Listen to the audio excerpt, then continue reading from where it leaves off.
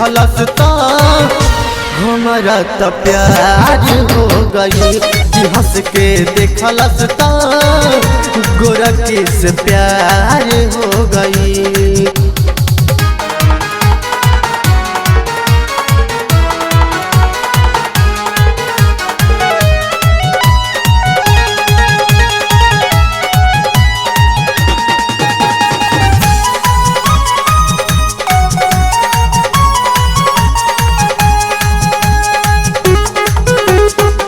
गाल गुलाबी ओकर आँख कटारी देख के धैला से लब के बीमारी।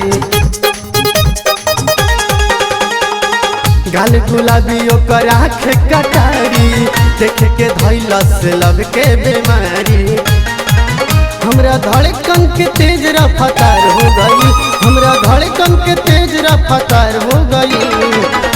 कि हंस के देखलस तो हमारा तो प्यार हो गई। कि हंस के देखलस तो गोरखी से प्यार हो गई।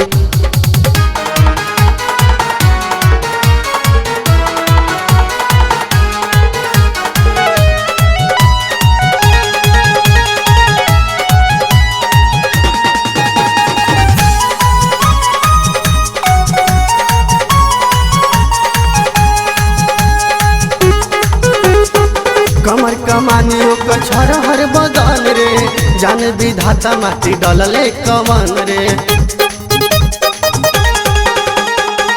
कमर कमानी ओकर छरहर बदन रे जान विधाता माटी डलले कवन रे। कहे जोगिंदर राजा सुतार हो गई। कहे पाथी के पागल सुतार हो गई।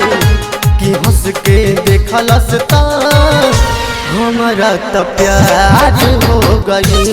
कि हंस के देखलस तो गोरखी से प्यार हो गई।